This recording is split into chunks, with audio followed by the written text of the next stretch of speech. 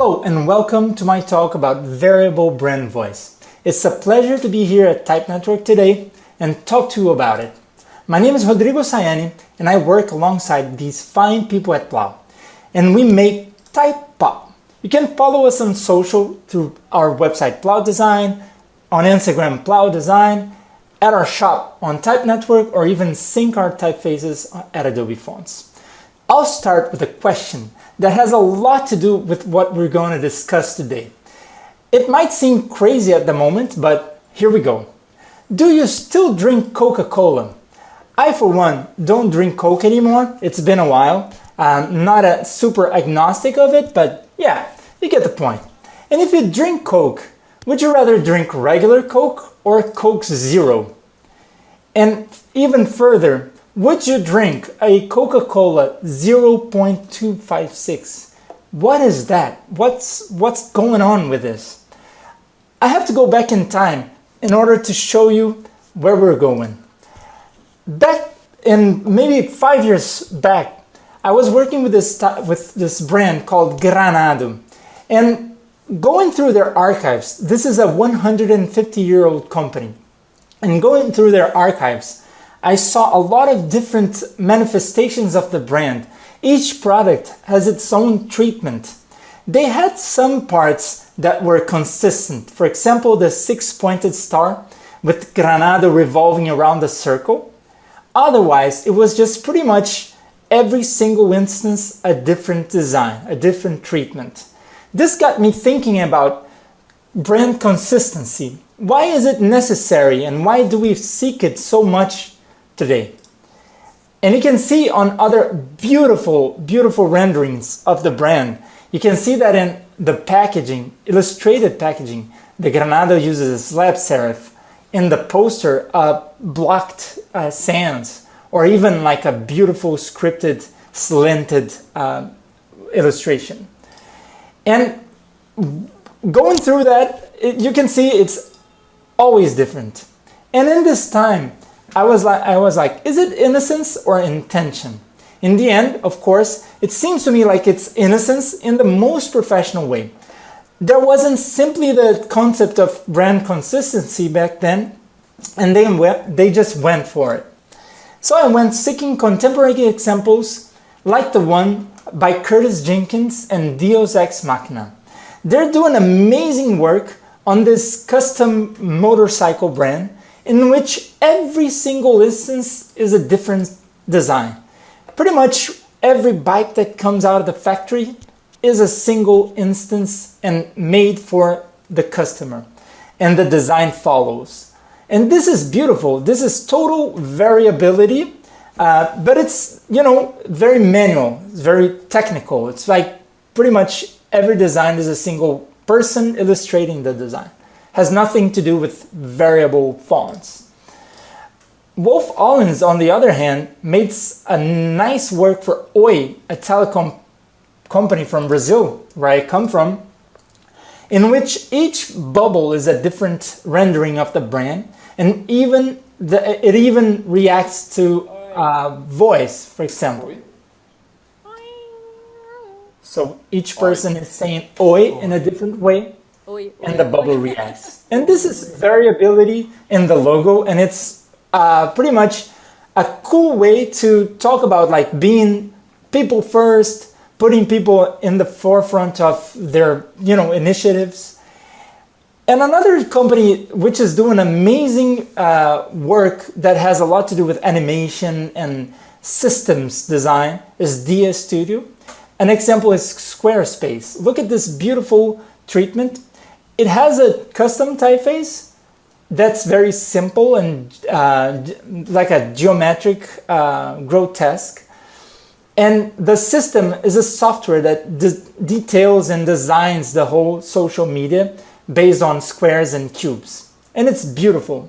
It's not variable fonts, but it's a nice way to expand upon a consistency of a brand in a very software-like way.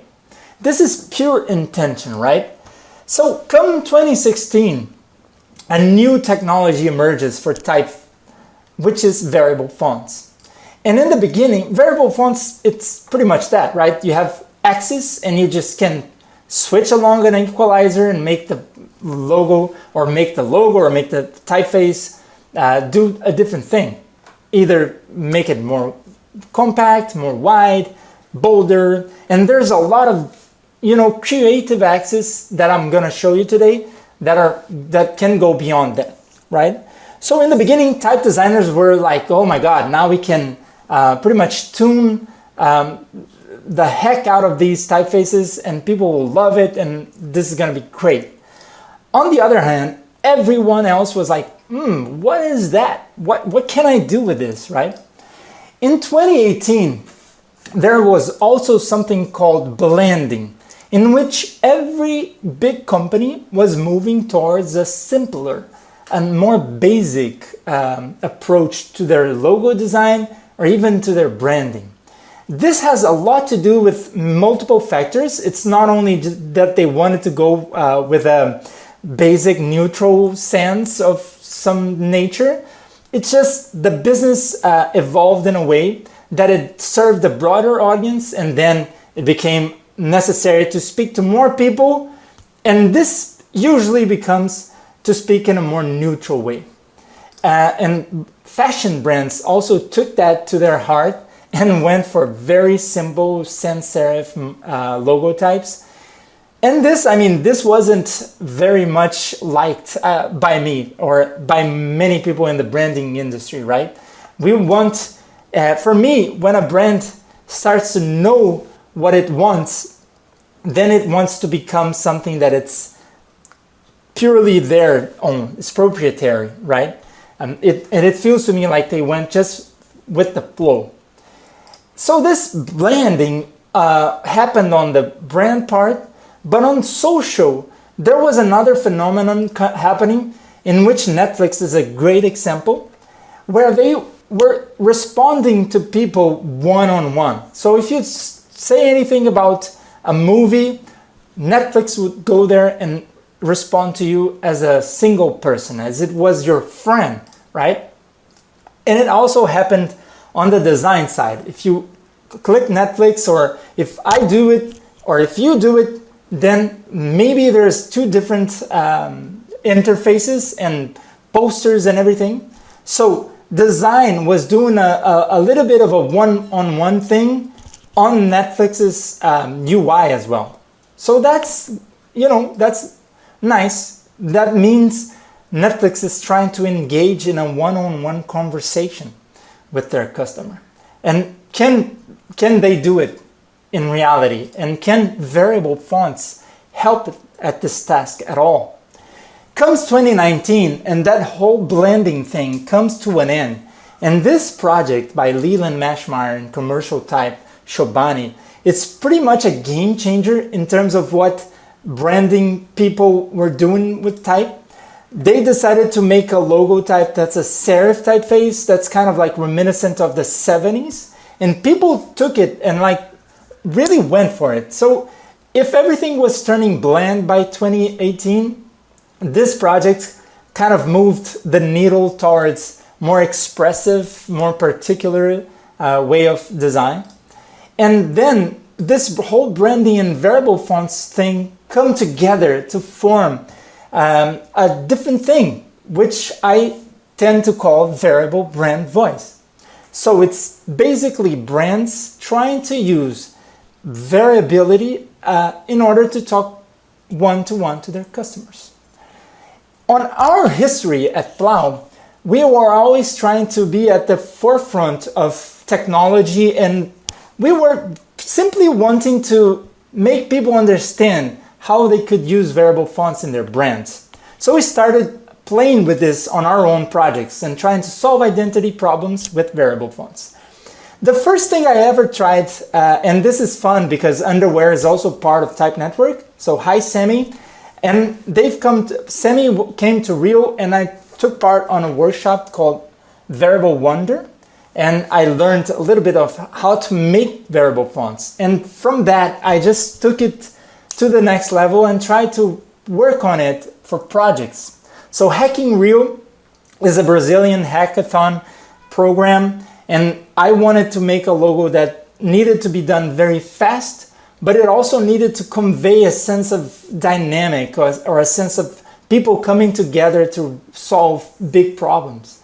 So Hacking Real ended up being this single square that just turns into a plus shape, and then you can play with it in animation. And the concept behind it is that gathering people around big problems is a way to really solve them.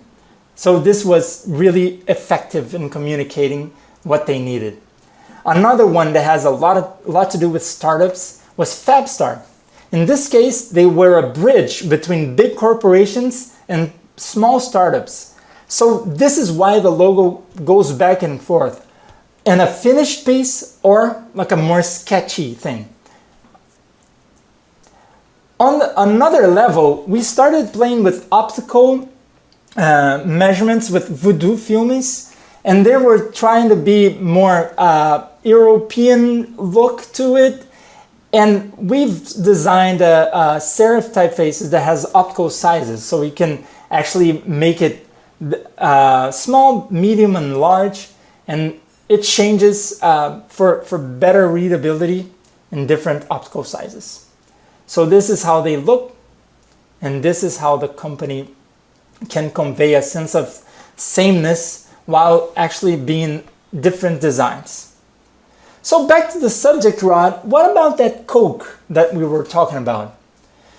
The first thing I wanted to convey to my clients when I wanted to talk about variable fonts was you can do some really cool things with it. So I envisioned personalized Coke, right? So bear in mind that maybe you can ask for Coke in 0.256 sugar, and the packaging comes customized with the whole thing based on the logo that we did. So I kind of played with a variable Coca-Cola logo, a very thin one for a Coke Zero, a regular one, and maybe sugar high one that looks very 70s and bulky. And then you could do an interface and actually order that on an app. And this happens in real time. You get a drone delivery to your door, and just fun things like that. Another project that we tried was with editorial. So imagine that Vogue wants to use their editorial voice to talk to a more broad audience. Can they customize their design from the ground up based on people's preferences? I believe so. The technology is already there, not only on making a logo different, but also making the whole design of a website or of a magazine different for each person. And this is how we played with Vogue. And you can make it, just like that, smaller, and even completely invert the approach. And this has a lot to do with logo type design, but also with editorial voice, trying to find diverse approaches to a subject, for example. And this is how the magazine could look to a person in a single edition, to a different person. So maybe I like Beyonce, maybe another person likes another subject, and they can get their magazines at home with a total different design. And that's fine. And that's probably doable right now. From those very speculative examples, we started actually getting customers to like what we've been doing, and we tried fonts in real life. And basically, the first thing we tried was to redesign our logo in-house. So Plau makes, teaches, and sells type, and these are 3 pillars of what we do. And then I designed this logo, which is pretty much the 3 pillars at once.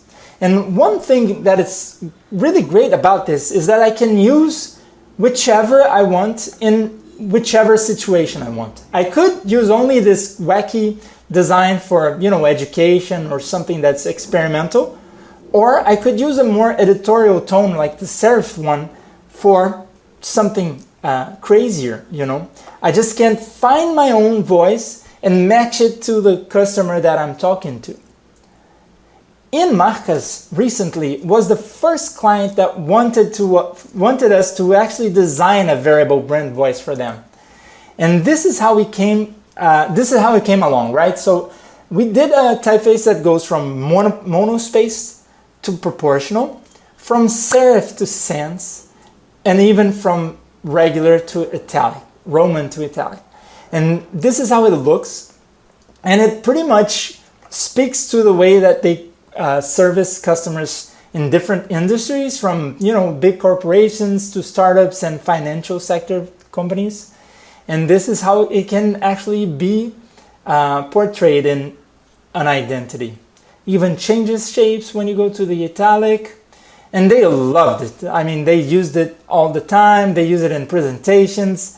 You can do basic interactions with it. It's a really fun way to generate discussion around the client. Recently, we've done a font for Globo that is 30 styles, and they wanted us to do a variable font for performance sake. So imagine that you have like the single biggest website portal in Brazil, accessed by more than 100 million people every day, and we needed to make a typeface that works for that area. So we did global variable, and it's live at their website. And recently for Canal Brasil, we've used variable brand voice to talk about typographic diversity. Canal Brasil is a channel that needs to find different voices for different programs and shows. And what we did was we actually designed a basic sans and then made it expressive equalizer. So you can move the needle from regular to expressive in a way that makes the typeface sing so much. And this is probably the best manifestation of that, where the logo reacts to a bird, a Brazilian, a very known bird called Bem-TV. And every time he moves, the logo moves as well. It speaks a lot to the channel, and it was so much fun to make all these different styles work together to make a cohesive whole. In conclusion, the thing is that brands can speak to you and me straight up, just like in social. And they can actually avoid blending, one variable at a time. Thank you so much. I hope you've enjoyed this, and I would love to hear your questions and talk about it with you right now. Bye-bye.